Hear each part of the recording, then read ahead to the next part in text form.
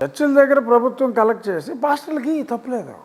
అయితే మా దేవాలయాల్లో నువ్వు కలెక్ట్ చేసి పూజారులకు ఇస్తున్నావు, కరెక్ట్గా పాస్టర్లకు కూడా అలాగే. అంతేగాని పాస్టర్లకేమో ప్రభుత్వం డబ్బు, గుళ్ళో వచ్చిన డబ్బు పూజారికి ఇచ్చావు, తప్పులేదు.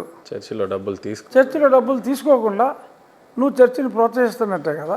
Why you have to fund the pastor? Tell me. గుళ్ళో డబ్బులు నువ్వు తీసుకుంటున్నావు, గుళ్ళో పూజారి సేవలు చేస్తున్నాడు, ఇస్తున్నావా? గుళ్ళో డబ్బులు తీసుకుంటున్నావు కాబట్టి.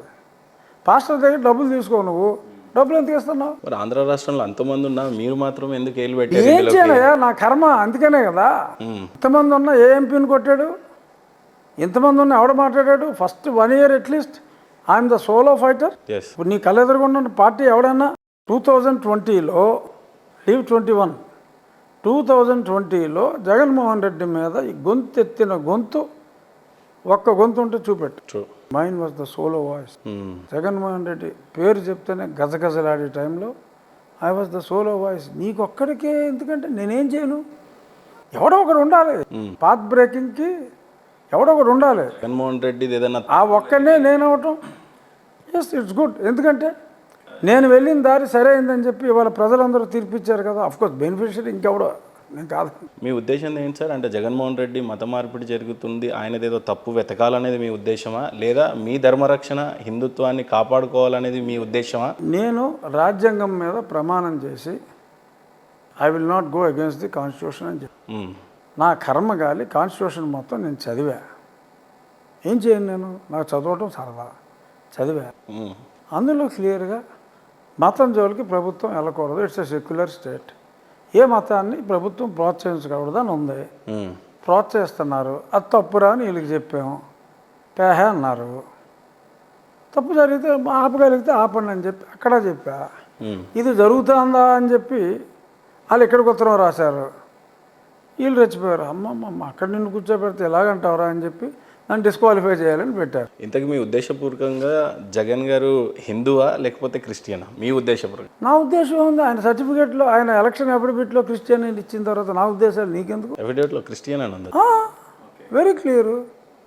స్కూల్ సర్టిఫికేట్లో క్యాస్ట్ కాపు, రిలీజన్ క్రిస్టియన్ అని ఉంటుంది. పూజలు హోమాలు బాగానే చేస్తున్నారు కదా. అది సెట్టింగ్లో చేసుకున్నారులే, ఇంటి వెనకాల సెట్టింగ్లో ఏదో చేసుకున్నారు. అది రియల్ గుళ్ళో ఆవిడ ఎప్పుడూ వెళ్ళలేదుగా, సెట్టింగ్ గుళ్ళోనే కూర్చుంది భారత గారు. సో అలా జరిగింది. నువ్వు ఒక్కడవే ఎందుకు చేసావంటే మరి నేను ఒక్కనే చేయబట్టి జనాల్లో నాకు గుర్తింపు ఉందేమో. అది కేసు వరకు వెళ్ళి మిమ్మల్ని కొట్టించేదాకా తీసుకొచ్చిందంటే బహుశా మీ నోటిదూల ఏంటి అంటే ఏం చెప్తారు సార్ మీరు సూటిగా చెప్పాలంటే? నువ్వు సూటిగా అడిగావు కాబట్టి ఒకవేళ అది నోటి దోల అయి ఉంటే ఆ నోటి దోల ఇవాళ ప్రభుత్వాన్ని మార్చిందని నేను చెప్పగలను. నువ్వు ఎంచుకున్న పదం నోటి దోల అయితే ఎస్, ఆ నోటి దోల ఇవాళ జగన్ ప్రభుత్వాన్ని మార్చింది కాదంట. ఖచ్చితంగా లేదు ఇంకెవరు నోటి దోల అన్నా కూడా ఆడైందంట. లేదు, వాస్తవంగా మీరు మీ రచ్చబండ కానీ మీరు కానీ మీ సోలో ఫైట్ కానీ టార్గెటే జగన్ పెట్టుకొని మీరు పనిచేయటం అనేది నాకు ఒక్కడికే కాదు స్టేట్ అందరికీ తెలిసిన విషయం. ఆ పరిస్థితుల్లో చాలామంది నాయకులు పోలీస్ స్టేషన్కి 25,000 ఇచ్చి హౌస్ అరెస్ట్ చేయరా బాబు, మా వాళ్ళు ఏదో యాజిటేషన్ చేయమంటున్నారని చెప్పి పోలీస్ స్టేషన్కి 25,000 ఇప్పించిన నాయకులు కోకొల్లలు నాకు తెలుసు. ఎస్, తప్పులేదు. నువ్వు అన్నట్టు ఇప్పుడు చాలామంది ఇప్పుడు కూడా అంటున్నారు, మా పార్టీ వాళ్ళు ఎక్కువ అంటున్నారు కూడా కొంతమంది. అందరూ ఎప్పుడు ఆ ఎన్డీఏ కాపాడిందిరా మన ప్రభుత్వం రావడానికి కూడా, అది దోహదపడింది. కేవలం నా నోటి దోల వల్లనే అని అంటలా నేను, బట్ నాలాంటి అందరూ నోటి దోల వలన ప్రభుత్వం మారింది. బట్ ఏమైనా ఆయన గవర్నమెంట్ కూల్చడానికి ఒక పక్క సొంత పార్టీ ఎంపీగా మీరు గలం ఎత్తడం అది పెద్ద మైనస్, సొంత చెల్లెలు రోడ్కి ఎక్కడం అనేది ఇంకో పెద్ద మైనస్. అది క్లైమాక్స్. బట్ అప్పటికే డెసిషన్ అయిపోయింది. చెల్లెలు ఏదో వాళ్ళకి డిఫరెన్స్ ఆఫ్ ఒపీనియన్ ఆస్తుల్లో వచ్చి ఆఖరి 3 నెలల్లో మాట్లాడటం వేరు, నేను మాట్లాడటం వేరు. దానికి దీనికి ఏం కంపారిజన్. అలా అంటే నన్ను అవమానించినట్టే. అది ఎలాంటి లక్ష్యాలు ముందు ఉన్నాయి ఇప్పుడు కనుమూరు రఘురామకృష్ణరాజు? ఉండిని అభివృద్ధి చేసుకోవటమే లక్ష్యం, ఇంకేమీ లేదు. ఎక్స్పెక్ట్ చేయలేదు నేను ఈ ఆన్సర్ మీ నుండి.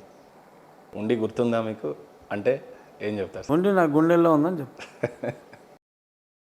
చాలా మంచి కాన్స్టిట్యున్సీ సార్, వెస్ట్ గోదావరి పరిసర ప్రాంతాల్లో. ఒక పక్క పాలకొల్లు, భీమవరం, ఉండి. ఎలాంటి లక్ష్యాలు ఉన్నాయి మీ ముందు? చూస్తే చేతిలో మినిస్ట్రీ లేదు, ఖజానా లేదు, 12 లక్షల కోట్ల ఒంటి చేతితో మీరు ఏం చేస్తారు? ఉండి వరకు నేనేం చేయాలన్నా నాకు మంత్రి పదవి అవసరం లేదు, ఖజానా అంతకన్నా అవసరం ఏం లేకుండానే మొదలుపెట్టాం, చేస్తున్నాం. తెచ్చుకోగలుగుతారా నిధులు ఉండికి?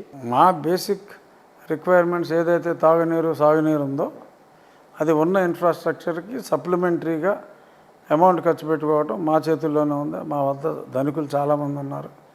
వాళ్ళందరినీ మోటివేట్ చేసి మేము పనులు చేసుకుంటున్నాం. నాకు ఎవరి సహాయం ఉండి వరకు అయితే అక్కడ. సార్, ఎక్కడైతే మీకు విషయం చాలా వివాదాస్పదంగా చాలా ఎక్కువగా మరిగింది ఆ వెంకటేశ్వర సాక్షిగా తిరుపతి దేవస్థానం మీద జరిగింది. అలాంటి ఆ తిరుమలని డెవలప్ చేసే విషయంలో కనీసం ఆ చైర్మన్ ఇస్తారేమో అని కూడా కొద్దిగా వినిపించిన పరిస్థితి స్పీకర్తో పాటు మీకు. తిరుపతి దాన్ని కనీసం అంటాం చాలా తప్పు. డెఫినెట్గా ఆ అవకాశం అంటూ వస్తే నేను మంత్రి పదవి అవకాశం తప్పిపోయినందుకు నేను భగవంతుడికి ప్రార్థన చేసుకున్నాను. ఈ అవకాశం వస్తాయి తిరుమలని డెవలప్ చేసే అది that is much more graceful and pious. ఎందుకంటే మంత్రిగా నువ్వు ప్రజలకు సేవ చేయాలి. మంత్రిగా చేయగలిగిన సేవ కన్నా తెలుగు ప్రజలు అందరూ కూడా వెంకటేశ్వర భక్తులే. వెంకటేశ్వర భక్తులకి నిజంగా నువ్వు సేవ చేయగలిగితే, గతంలో ఏంటి జగన్మోహన్ రెడ్డి పాలసీ ఏంటి, మద్యం రేట్లు పెంచితే మద్యం తాగటం మానేస్తారు అన్నాడా లేదా? అందుకే పెంచేశాను అన్నాడు కదా. అదే పాలసీ ఇక్కడ కూడా ఫాలో అయ్యాడు. రేట్లన్నీ పెంచి పెడతాం. మీడియాలో వాళ్ళ బోర్డు మీటింగ్లో మాట్లాడుకున్న మాటలు కూడా సోషల్ మీడియాలో వచ్చినాయి. 500 ఉందా, 3000 చేయి, అది 2000 ఉందా, 10,000 చేయి, ఆడెత్తాడు, వచ్చినోడు వస్తాడు అని చెప్పి చైర్మన్ మాట్లాడుకున్న మాటలన్నీ ప్రజల్లోకి వచ్చినాయి. సో లిక్కర్ పాలసీని అక్కడ ఫాలో అయ్యారు వాళ్ళు.